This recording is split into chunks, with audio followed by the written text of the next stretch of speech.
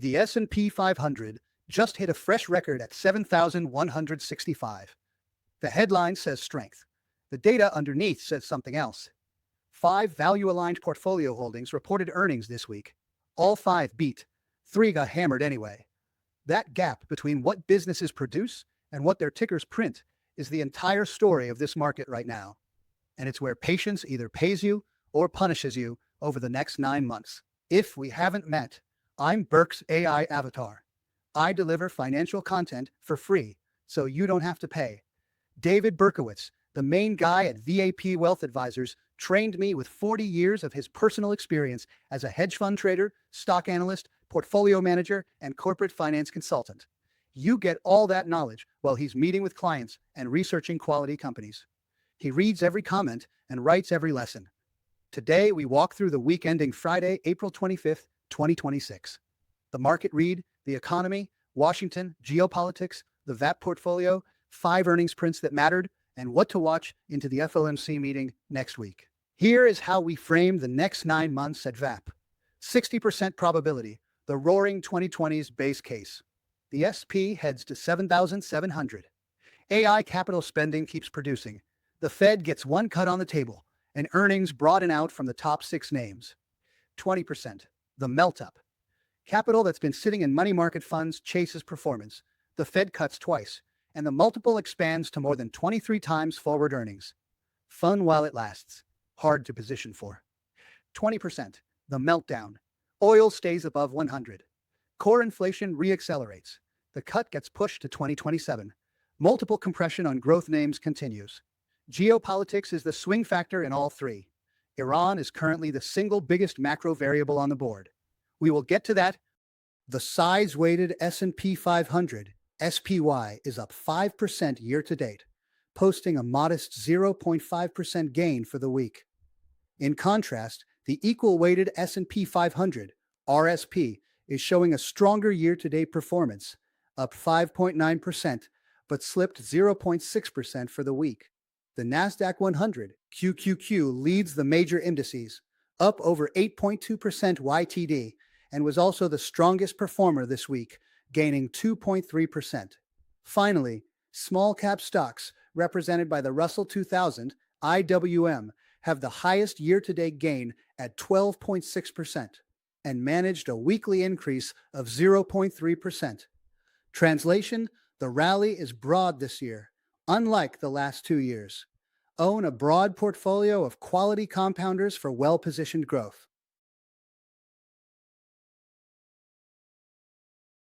3 winners, 5 losers. The shape of the rotation is right here. Technology up 3.8%, led on Intel's blowout quarter and AMD's 25% run. Energy up 3.4%, tracked Brent crude rising on Strait of Hormuz tension. Consumer staples up 0.9%, picked up a small defensive bid late in the week. On the loss side, healthcare down 3.1%, communication services down 3%, financials down 2%, real estate and consumer discretionary rounded out the bottom 5%. What does this mix actually tell you? Money is rotating into AI infrastructure and commodity producers, and away from rate-sensitive defensives and growth-multiple consumer names. That is the same pattern we've seen for 3 months. It hasn't broken yet. I was working with a client recently who watched her healthcare-heavy fund drop 3 weeks in a row and wanted to know if she'd done something wrong. The honest answer: sometimes the right businesses sit in the wrong sector at the wrong time. That's not a portfolio problem. That's a calendar problem. Tech is no longer one trade. The chip you own and the software you license are now on opposite ends of the same regime change. On the hardware and semiconductor side, forward earnings up 55% year over year. Operating margins at a record 31.7%. Hyperscalers like Amazon, Google, Microsoft, and Meta are pouring billions into custom silicon. The chip cycle is bending up, not down. On the software and services side, the picture flipped. ServiceNow flagged deal delays. IBM's growth slowed. Microsoft is offering voluntary buyouts. Meta is cutting 8,000 roles. The software business model is being reorganized in real time around AI agents that need fewer seats. This split matters for the portfolio. We own AMD, NXPI, and TSM on the hardware side. We own ServiceNow, Salesforce, and SPGI on the software side. Same sector ETF, 2 completely different stories. We will not pretend the rotation isn't happening. We will let the businesses earn through it. Pull up the leaderboard. Intel up 29.1, AMD up 24.9, onsemi up 18.2, Micron up 14.7, Marvell up 13.8. Every single one of the top 5 is a semiconductor. Intel posted its largest single-day gain in 38 years. Foundry revenue grew 16%. Data center and AI revenue up 22%. Management raised guidance and confirmed 2 large external foundry customers, removing the existential question that has hung over Intel for 3 years. AMD ran in sympathy and on its own AI accelerator order book. That position is now up 270% from cost in VAP. TSM, ON, and Micron all rode the same tide. The picks and shovels trade for AI capital spending is doing exactly what it's supposed to do. The flip side of the leaderboard. Medpace down 21.1%. Thermo Fisher down 10.8%. Accenture down 9.8%. Boston Scientific down 9%. Texas Pacific Land down 8.7%. 3 of those names, Medpace, Thermo Fisher, and Accenture, are VAP holdings. All 3 beat earnings. All 3 were sold off anyway. The market did not punish them for the quarter. The market repriced what it thinks the next 8 quarters of growth durability look like. We will spend real time on Medpace and Thermo Fisher in Scene 16. The short version: clean prints, clean balance sheets, clean management calls. Stocks down double digits. That gap is the opportunity in this market for owners. It is the trap for traders. The U.S. economy is doing something subtle and important. It's slowing. It's not breaking. Services PMI sits around 52, expansion. Manufacturing PMI sits just under 50, contraction territory but barely. Jobless claims are still well below the historical average. Q4 2025 GDP printed a soft 0.5%. Q1 is tracking around 1.5%. Now the inflation side. Core PCE for February ran at 2.7% year over year. The March estimate is 2.8%. Oil near $100 a barrel is putting fresh pressure on that number. So the picture is, growth is slow but positive. The labor market is firm, and inflation is stuck about 0.5% above the fence target. That mix keeps the Federal Reserve on hold, which is exactly what the next slide says.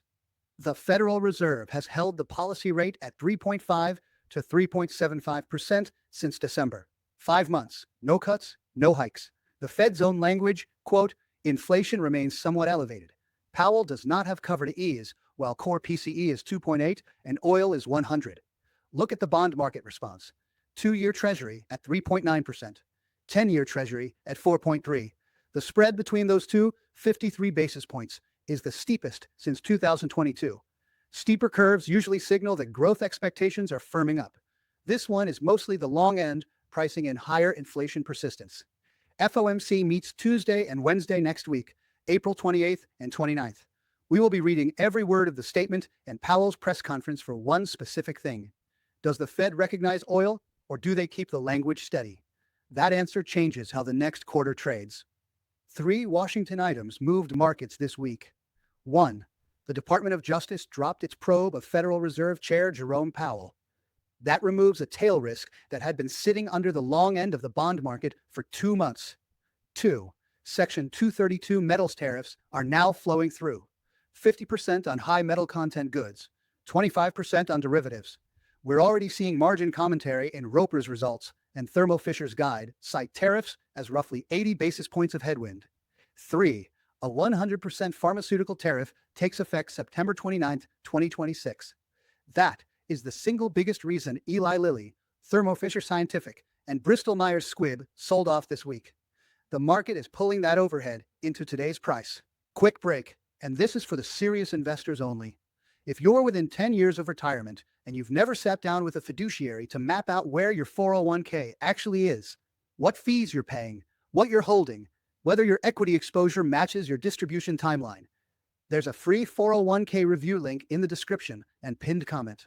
My team will tell you what's working and what's leaking. No pitch, no pressure. If we're a fit, we'll talk. If we're not, you walk away with a clearer picture. Now the portfolio. 3 time horizons. This week, VAP up 0.5%, the S&P up 0.6%. We trailed the index by 10 basis points on the week. Year to date, VAP up 1.5%, the S&P up 5.1%. The index is ahead of us by 3.6 points so far in 2026. 1 year, VAP up 37%, the S&P up 34.9. We are ahead by 2 points. We do not run the portfolio against a benchmark. We never have. But we do show you both. The week is a coin flip. The year to date is a story about narrow leadership we do not own much of. The 1 year is the actual scoreboard for owners. And on the actual scoreboard, we're doing the work. Top 5 inside the portfolio this week. AMD up 24.9%. NXP Semi up 13. TSM up 8.6. Diamondback Energy up 8.1. Permian Resources up 5.6. 3 of those 5 are silicon, 2 are oil. That's the rotation we covered earlier expressed inside our own holdings. AMD ran on Intel sympathy plus its own AI accelerator order book. NXP and TSM rode the analog and foundry tide. Diamondback and Permian are converting Brent at $100 a barrel into per-share free cash flow. What the right call-out says, AI capital spending story is broadening across the silicon stack. It's not just NVIDIA anymore. It's foundry, it's design, it's analog, it's networking. And every layer of the stack is now contributing to the rally. The other side of the same portfolio. We show you the losers by name, always. Medpace, down 21.1. Interparfums, down 7.7. Accenture, down 9.8. Thermo Fisher, down 10.8. ServiceNow, down 6.7. Notice the right column. Medpace beat EPS. The number that hurt was a soft book-to-bill of 0.9. Interparfums got hit on travel retail and Gulf demand. Accenture is bleeding from federal contract resets and AI disruption. Thermo Fisher beat and raised, punished on pharma tariff overhang. ServiceNow beat all metrics, punished on multiple compression. 5 companies, 4 clean operational quarters, 5 red prints. What we do for clients in this exact moment is the boring answer. We reread the thesis, check the risk, do not chase weakness, do not panic sell, and we look for whether the business is doing its job. In 4 out of these 5 cases, the business is. 2 life sciences services businesses. Both beat, both got crushed. Different reasons, same lesson. Start with Medpace. EPS of $4.28, beat by 32 cents. Revenue $706.6 million, up 26.5% year over year. Margins held at 21.1%. Cash on the balance sheet, $653 million. So why did the stock drop 21%? One number, book-to-bill came in at 0.9 versus an expected 1.1. Cancellations were the highest in over a year. RFP volume was down. The market is not buying the next 8 quarters of growth. CEO August Trendle was direct on the call. Cancellations were not from acute biotech funding stress. They were routine product reprioritizations. We hold the position and reevaluate at the second quarter print in late July. Thermo Fisher, EPS $5.44, beat by 20 cents. Revenue $11.01 billion, up 6.2%. Guidance raised to $47.3 to $48.1 billion. Stock down 11%. Why? 2 reasons. 1. Q1 organic growth printed at 1% against a 3 to 4% full-year guide, which forces a back-half acceleration the buy side does not believe in. 2. The pharma tariff overhang we mentioned on slide 11. Thermo trades at 19 times forward earnings, the lowest forward multiple since 2018, excluding the 2022 and 2023 lows. The thesis is intact. The price is testing every owner's resolve. That is what real long-term investing looks like in real time. 2 more VAP companies reported. 2 more clean beats. 2 more red tickers. ServiceNow. Revenue $3.8 billion, up 22.1%. Free cash flow margin 44%.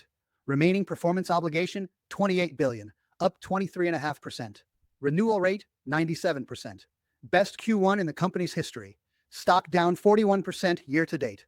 The multiple compressed from roughly 17 times sales to about 9 times sales. CFO Gina Mastantuono pushed back on the Q1 call. Quote, "We just beat and raised. So it was a beat and raise, not an excuse. What changes the trajectory is the Financial Analyst Day on May 4th in Las Vegas. CEO Bill McDermott will lay out the multi-year plan and walk through the workflow data fabric and the new employee works. We hold and watch that date. Roper Technologies, EPS $5.16, beat by 16 cents.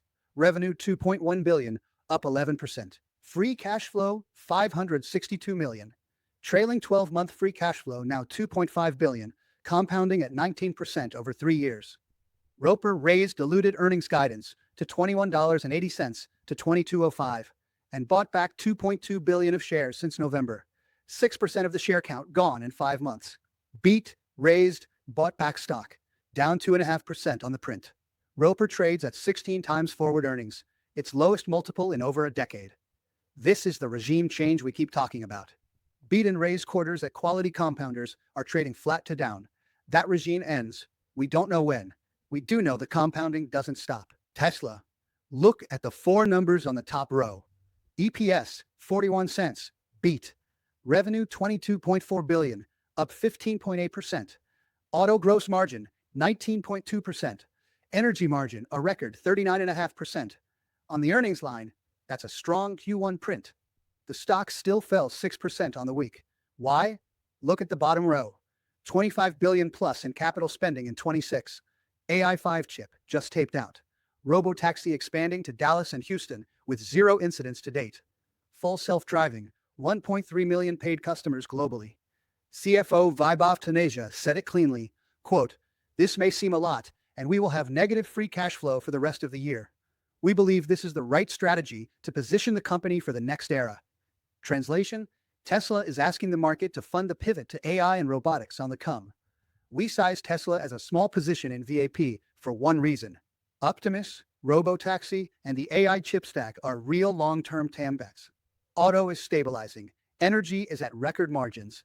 The cash is later. We hold the size we have. We do not chase strength. We do not chase weakness. Next week is the densest stretch of macro and earnings on the calendar. Monday, April 28th, FOMC begins. Wednesday, April 29th, Fed decision and Powell press conference. Thursday, April 30th, first quarter GDP, March PCE inflation, employment cost index. Friday, May 2nd, April non-farm payrolls. And all week, Apple, Amazon, Google, Microsoft, Merck, and Bristol-Myers Squibb report earnings.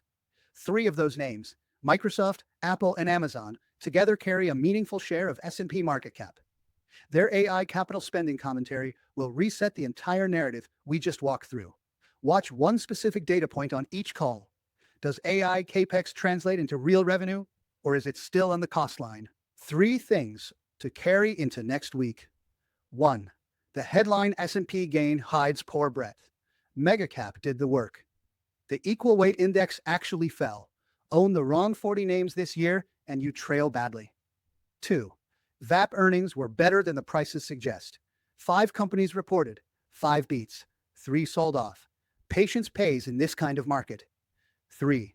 The FOMC, GDP, PCE, and megacap earnings stack next week will reset second quarter leadership.